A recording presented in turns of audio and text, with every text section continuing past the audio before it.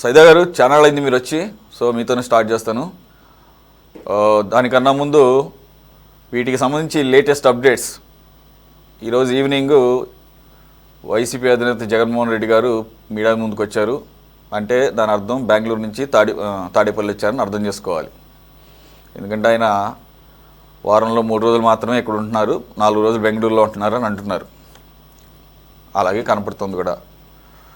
So ఏదైతే గత కొన్ని రోజులుగా సాక్షి మీడియాలో వస్తున్న కథనాలనే ఆయన కూడా ఇంకాస్త డాక్యుమెంటరీ బేస్ చేసుకుని, డాక్యుమెంట్స్ని బేస్ చేసుకుని డాక్యుమెంటరీ ఎవిడెన్స్తో మాట్లాడారు. అయితే దానికి కౌంటర్లుగా ఆల్రెడీ టీడీపీ నుంచి కూడా మంత్రులందరూ మాట్లాడుతున్నారు. హోమ్ మినిస్టర్గా ఉన్నటువంటి అనిత గారు అయితే ఇంకాస్త టెక్నికల్గా మాట్లాడారు.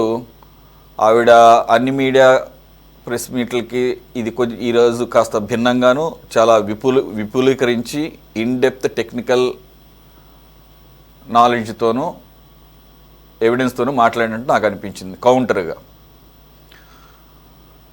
లేకపోతే జగన్మోహన్ రెడ్డి ఆరోపణలు కానీ లేకపోతే సాక్షి మీడియా ఆరోపణలు కానీ ఇప్పటి వరకు తిరుమల లడ్డు తయారీలో కల్తీ నెయ్యే కాదు, అసలు నెయ్యే లేదు కాదు, అది నెయ్యే కాదు, పూర్తిగా రసాయనాలతో తయారు చేసినటువంటి మిశ్రమం అని చెప్పేసి సాక్షాత్తు సుప్రీంకోర్టు కాన్స్టిట్యూట్ చేసినటువంటి సిట్ దాదాపు 12 రాష్ట్రాల్లో విచారణ చేసి 36 మందిని నిందితులుగా పెట్టి ఛార్జ్షీట్ని ఫైల్ చేసింది. ఆ ఛార్జ్షీట్ కాపీస్ అన్నీ కూడా మనందరి దగ్గర అవైలబుల్గా ఉన్నాయి. 219 పేజీల ఛార్జ్షీట్, దానికి మళ్ళీ ఎనెక్స్చర్స్ కూడా కొన్ని వందల సంఖ్యలో ఉన్నాయి. అన్నీ ఒక్కసారి అందరూ చదవలేరు, ఎక్కడెక్కడో కొన్ని పాయింట్లు మిస్ అవుతూ ఉంటాయి. కాబట్టి కొన్ని నెమ్మదిగా బయటకు వస్తున్నాయి. దానిలో భాగంగానే ఏ ల్యాబ్లకి పంపించారు, ఎన్డీడీబీ రిపోర్టు బేస్ చేసుకుని ఎప్పుడైతే చంద్రబాబు నాయుడు గారు మాట్లాడారో దాన్ని కూడా పేజ్ నెంబర్ 35లో అదే సిట్ రిపోర్ట్ ప్రస్తావించింది. అంతేగాని డినై చేయలేదు. ఇది ఇక్కడ గుర్తుపెట్టుకోవాల్సిన అంశం. అలాగే ఈ సిట్ ఫామ్ అయిన తర్వాత వీళ్ళు పంపించింది ఎక్కడికి, ఎన్డీఆర్ఐకి. కానీ అదే ఎన్డీఆర్ఐ క్లియర్గా చెప్పింది, మాకు పరిమితమైనటువంటి సౌకర్యాలు ఉన్నాయి ఇక్కడ, పూర్తి స్థాయిలో వాటిల్లో foreign fat or animal fat అనేది ఏదైతే ఎన్డీడీబీ ప్రస్తావించిందో 3 రకాలు, బీఫ్ టాలో, అలాగే పిగ్ లార్డ్, ఫిష్ ఆయిల్స్, ఇటువంటివి. వీటిని పరీక్షించే సత్తా మా దగ్గర లేదు. ఇంకా మాట్లాడితే మాది ఇంటర్నల్గా చెక్ చేసేటటువంటిదే తప్ప కమర్షియల్ ఆస్పెక్ట్లో మేము ఇప్పటివరకు బయట వాళ్ళకి ఎవరికి కూడా చేసేటటువంటి సామర్థ్యం మాకు రాలేదు. కానీ అడిగారు కాబట్టి మాకున్నటువంటి పరికరాలతో, మాకున్నటువంటి టెక్నికల్ ఎక్స్పర్టైజ్తో ఓన్లీ పందికి సంబంధించిన పిగ్ లార్డ్ వరకు మాత్రమే ఇస్తున్నాం ఇక్కడ. మాకు మిగిలిన వాటిని పరీక్షించి చెప్పేటటువంటి పరిస్థితి మా దగ్గర లేదు. ఇది కూడా అబౌట్ 10% కనుక ఉంటేనే మేము చెప్పగలుగుతాము, బిలో 10% కనుక ఉంటే శాంపిల్ వాల్యూ మేము చెప్పలేము అని డిస్క్లైమర్ ఇచ్చింది ఎన్డీఆర్ఐ. బట్ ఆ 10% కన్నా తక్కువే ఉంది కాబట్టి అటువంటిది ఏమీ మాకు కనపడలేదు కాబట్టి ఛాన్సెస్ ఆర్ వెరీ లెస్ అని చెప్పేసి కూడా చెప్పింది. దాన్ని ఇక అసలు ఏం లేదు. సరే, అది పక్కన పెడితే టోటల్గా 80% కెమికల్స్, 20% పామాయిల్ కెర్నల్స్తో ఒక్క చుక్క నెయ్యి, ఒక్క చుక్క మిల్క్ లేకుండా 60 లక్షల కేజీల నెయ్యి 4 సంవత్సరాల పాటు 20 కోట్ల లడ్డూలు తయారు చేశారని సాక్షాత్తు సిట్టి చెప్పిన తర్వాత జరుగుతున్నటువంటి మనం వ్యవహారం చూస్తున్నాం. వైసీపీ వాళ్ళేమో దాంట్లో యానిమల్ ఫ్యాట్ కలవలేదని చెప్పేసి క్లీన్ చిట్ ఇచ్చేసింది చెప్పకుండా టోటల్గా సిట్టి క్లీన్ చిట్ ఇచ్చిందని చెప్పేసి చెప్తున్నారు. టీడీపీ వాళ్ళేమో దాన్ని ఒక్కదాన్ని బేస్ చేసుకొని మాట్లాడకుండా వాళ్ళు తప్పులో కాలేస్తూ యానిమల్ ఫ్యాట్ని పట్టుకొని వేలాడుతున్నారు. అది తేలినప్పుడు దాన్ని వదిలేసేయచ్చు. సిట్టి క్లియర్గా చెప్పింది అసలు చుక్క నూనె నేయలేదని చెప్పేసి. సో ఇదంతా మనం చూస్తున్న సందర్భంలో ఇప్పుడు సడన్గా హెరిటేజ్ సీన్లోకి తీసుకొచ్చారు. హెరిటేజ్కి అదేమంటే ఇందాపూర్తో మ్యానుఫ్యాక్చరింగ్ లింక్స్ ఉన్నాయని, ఇదే హెరిటేజ్కి బోలేబాబాతో కూడా లింక్స్ ఉన్నాయని చెప్పేసి, ఇందాపూర్ 2014-19 మధ్యలో టీటీడీకి నెయ్యి సరఫరా చేసింది కాబట్టి ఈ లింకుల ద్వారానే జరిగిందని చెప్పేసి అనిత గారు చెప్పినా ఎవరు చెప్పినా కానీ ఏదైతే బోలేబాబా అని అన్నారో ఆ బోలేబాబా వేరు, ఈ బోలేబాబా వేరు. తిరుమలకి కల్తీ నెయ్యి లేదా రసాయనాల నెయ్యిని పంపించింది వేరే ఏఆర్ డైరీని, వైష్ణవి డైరీని అడ్డం పెట్టుకొని బోలేబాబా డైరెక్టర్లు పొమేల్ జైన్ వాళ్ళు ఉన్నారు కదా, జైన్స్ మేనేజ్మెంట్ 2020లో స్థాపించబడినటువంటి బోలేబాబా ఆర్గానిక్స్ ముద్దాయిగా ఉన్నటువంటి తిరుమల లడ్డు కల్తీ నెయ్యి వ్యవహారంలో అది వేరు. ఇప్పుడు ఏదైతే చెప్తున్నారో బోలేబాబా రాజస్థాన్కి సంబంధించినటువంటి లేకపోతే ఢిల్లీ రీజియన్లో ఉన్నటువంటి అది బోలేబాబా ఆర్గానిక్స్ కాదు, అది బోలేబాబా మిల్క్ ప్రొడక్ట్స్ లిమిటెడ్. 2004 నుంచి దానికి వ్యాపార కార్యక్రమాలు ఉన్నాయి. వాటి కార్పొరేట్ ఐడెంటిటీ నంబర్స్ వేరు, సిన్ నంబర్లు వేరు, రిజిస్ట్రేషన్ నంబర్లు వేరు, మేనేజ్మెంట్లు కూడా వేరు. వాళ్ళు పొమేల్ జైన్ వాళ్ళందరూ అరెస్ట్ చేశారు, మనందరికీ తెలుసు. వాళ్ళ జైన్స్ అయితే దానికి డైరెక్టర్లు, దీనికి అగర్వాల్స్ అట. 2004 నుంచి ఉంది. 2020లో పెట్టిన ఆర్గానిక్ బోలేబాబా ఆర్గానిక్స్ దీంట్లో ముద్దాయి. హెరిటేజ్ ఏదైతే డిఫరెంట్ వాటి నుంచి ప్రొక్యూర్ చేసుకుంటుందో, సో దాని కాబట్టి చెప్తున్నా సార్. ఇక్కడ ఈ మొత్తం వ్యవహారం ఇదంతా ఎందుకు చెప్పాల్సి వచ్చిందంటే, ఇది లేటెస్ట్గా ఇవన్నీ కూడా వచ్చినప్పుడు ప్రజలు కన్ఫ్యూజ్ అవ్వకుండా, ఏంటంటే ఇది పూర్తిగా టెక్నికల్ ఆస్పెక్ట్లో చూడాలి. కాస్త చదువు కూడా కాస్త ఎడ్యుకేషన్ అనేది కూడా బ్యాక్గ్రౌండ్ ఉండాలి. లేదంటే కనుక వీళ్ళు చెప్పే కాకమ్మ కబుర్లు, వీళ్ళంటే ఇన్ ద సెన్స్ నేను ఒక పార్టీని అంటలా, ఎవరైనా కానీ అయితే సరైనటువంటి ఇన్ఫర్మేషన్ ఇవ్వండి. మీరు మాట్లాడినా, మీ మీడియా సంస్థలు మాట్లాడినా, లేదంటే కనుక ఎవిడెన్స్, డాక్యుమెంటరీ ఎవిడెన్స్ ద్వారా మాట్లాడండి. అమాయక ప్రజలను మోసపుచ్చేటట్టు, తప్పుదారి పట్టించేటట్టు మీ రాజకీయ ప్రయోజనాల కోసం మాత్రం మాట్లాడితే మాలాంటి వాళ్ళు ఉంటాము. మేము పూర్తిగా pin to pin, sentence to sentence explain చేయడానికి మేము సిద్ధంగా ఉంటాం. ఇక్కడ తప్పు జరిగితే ఖచ్చితంగా నిలదీద్దాం. ఆ బోలేబాబా ఆర్గానిక్స్తో కనుక హెరిటేజ్ కనుక లింక్ అయిపోయి ఉంటే ఖచ్చితంగా మాట్లాడొచ్చు ఈరోజు. That is different. ఇవన్నీ కనపడుతున్నప్పుడు సార్ సైదా గారు, is it not purely a diversion tactics, tarnishing the image of the heritage organization? అందు గురించేనా ఈరోజు హైకోర్టు, ఢిల్లీ హైకోర్టు అంత స్విఫ్ట్గా ఇంత వేగంగా స్పందించి ఇమ్మీడియట్గా కథనాలు తీసేసేయండి, అలాగే ఛానల్లో ప్రసారమైనటువంటి కానీ యూట్యూబ్ కానీ ఇమ్మీడియట్గా లింకులు తీసేయండి అని చెప్పేసి ఆ ఆర్డర్స్ పాస్ చేయటాన్ని? అంటే ప్రైమా ఫేసి పూర్తిగా నమ్మింది కాబట్టి ఈ రకంగా ఆర్డర్స్ వచ్చినాయి అనుకోవచ్చా? వేసిన ఒక్క రోజులోనే, పరువు నష్టం దావా వేసిన ఒక్క రోజులోనే ఈ రకమైనటువంటి ఆర్డర్స్ రావడాన్ని బట్టి చూస్తే సార్. సురేష్ గారు, మీకు పేర్కొన్నటువంటి పెద్దలు సిపిఎం నాయకులు వెంకటేశ్వరరావు గారు, అలాగే సోదరుడు తెలుగుదేశం పార్టీ అధికార ప్రతినిధి అజయ్ గారు, అలాగే వైసీపీ రాష్ట్ర కార్యదర్శి అన్న మొహిద్దీన్ గారు, అలాగే సిటీ 24/7 వీక్షకులందరూ కూడా నమస్కారం. ఈరోజు ప్రధానంగా మనం చూస్తూ ఉన్నాం, గత 2 రోజులుగా శాసనసభలో, శాసన మండలిలో, ప్రధానంగా శాసన మండలిలో ఈ యొక్క హెరిటేజ్ పాలకు సంబంధించి, హెరిటేజ్ సంస్థతోటి హిందూపూర్కున్నటువంటి లింకు సంబంధించి వైసీపీ నాయకులు లేదా వైసీపీ శాసన మండలి సభ్యులు శాసన మండలిలో మరి పెద్ద ఎత్తున ఆందోళన చేసినటువంటి పరిస్థితులు మనం చూస్తాం. అత్యంత విలువైనటువంటి సమయాన్ని వృధా చేస్తూ ప్లే కార్డులు పట్టుకొని స్పీకర్ పోడియం ముందు మరి ఏ రంగం వేసేటువంటి పరిస్థితి కూడా మనం చూసాం. ఎందుకంటే ప్రజా సమస్యలను పక్కదారి పట్టే విధంగా, ప్రజా సమస్యల్ని అక్కడ ప్రస్తావించకుండా, లడ్డు యొక్క విషయాన్ని పదే పదే ప్రస్తావిస్తూ వెంకటేశ్వర స్వామి యొక్క ఔన్నత్యాన్ని, గొప్పతనాన్ని, ఆయనమైనటువంటి విశ్వాసాన్ని ప్రజల్లో సన్నగలిగే విధంగా మరి ఈ రెండు పార్టీలు కూడా, ఇటు కూటమి పార్టీ కానివ్వండి, ఇటు వైసీపీ పార్టీ కానివ్వండి, బరితెగించి మరి మాట్లాడటం అనేది సమంజసం కాదు. ఎందుకంటే దేవదేవుడు వెంకటేశ్వర స్వామిని, కలియుగ దైవం వెంకటేశ్వర స్వామిని ప్రపంచంలో ఉన్నటువంటి కోట్లాది మంది భక్తులు ఆయన ఆరాధిస్తూ ఉన్నారు. ఆయన మీద విశ్వాసంతో మరి ఆయన ఒక్కసారి చూసినా చాలు జీవితం తరించిపోద్దని చెప్పి భావించేటువంటి భక్తుల యొక్క నమ్మకాన్ని మరి వమ్ము చేసే విధంగా ఈ పాలకులు కానివ్వండి, ప్రతిపక్ష పార్టీలు కానీ వ్యవహరిస్తున్నాయనేది చాలా స్పష్టంగా అర్థమవుతుంది. వాస్తవంగా మీరు చెప్పినటువంటి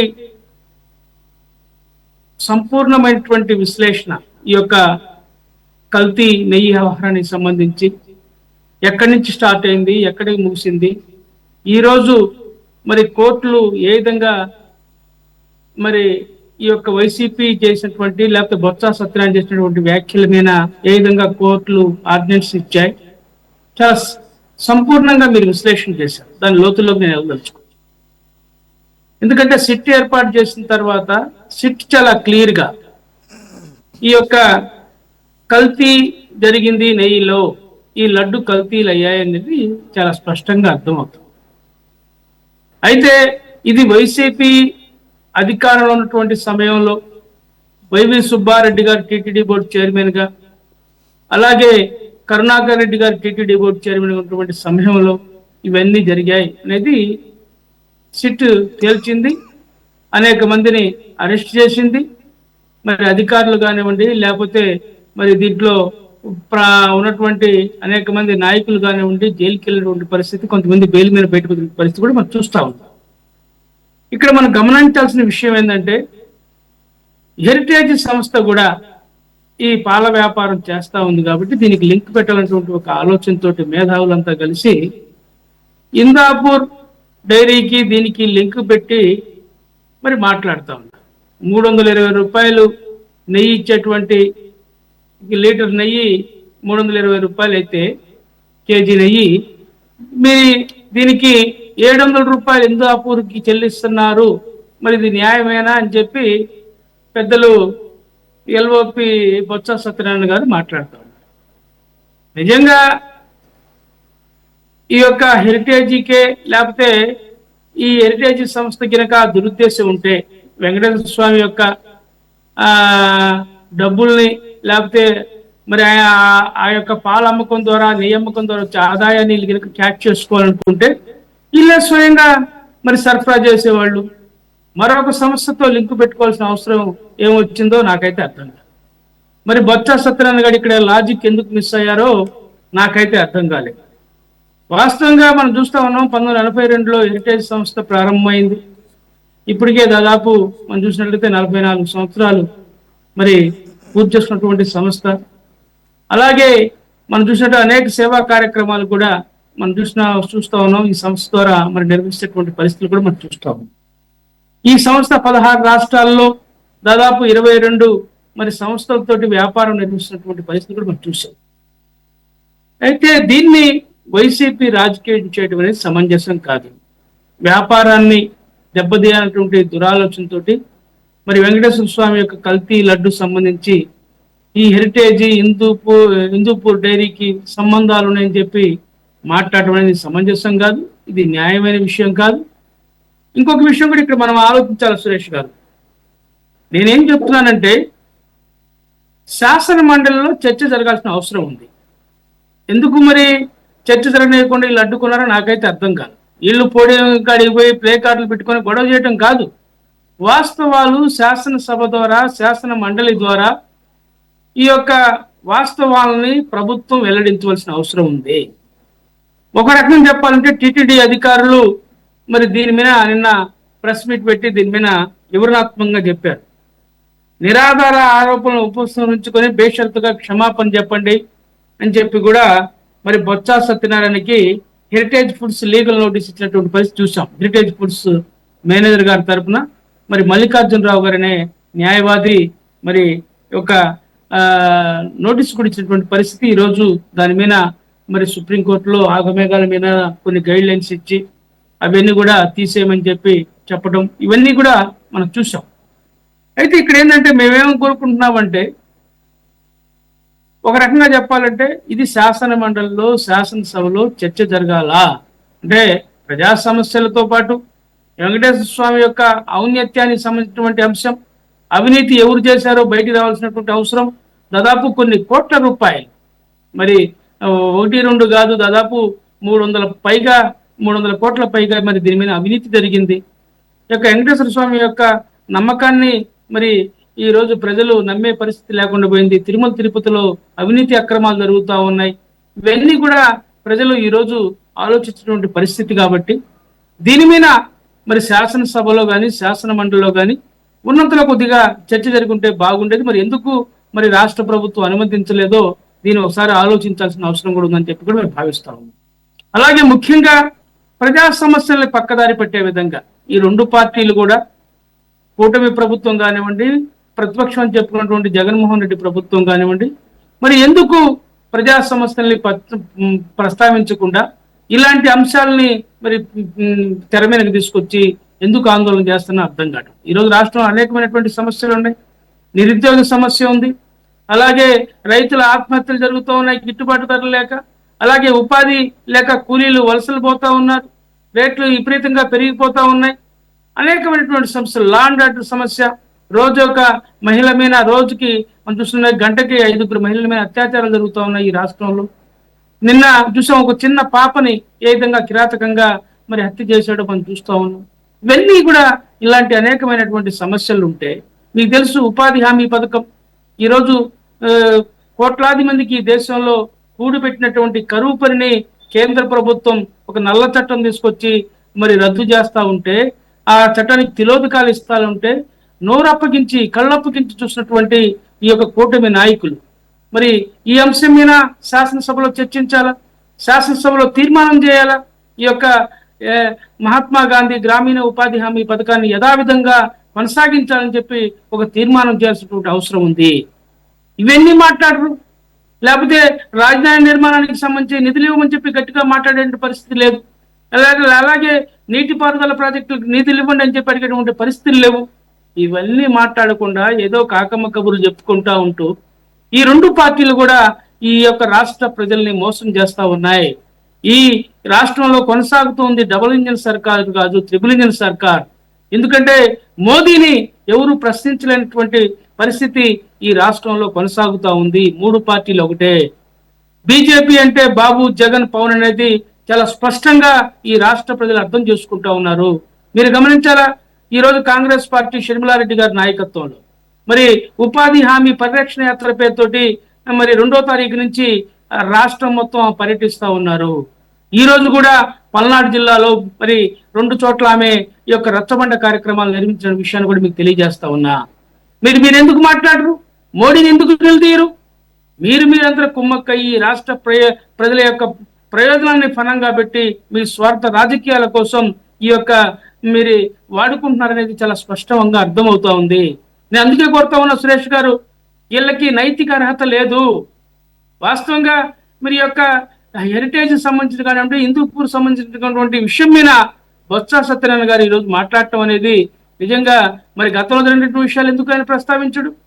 ఎందుకు వైవి సుబ్బారెడ్డి గారు టీడీ బోర్డు చైర్మన్ ఉన్నప్పుడు జరిగినటువంటి విషయాలు మనం చూస్తా ఉన్నాం. వాళ్ళ పిఏ మరి ఏ విధంగా ముడుపులు వసూలు చేశాడు ఆయనే చెప్పాడు.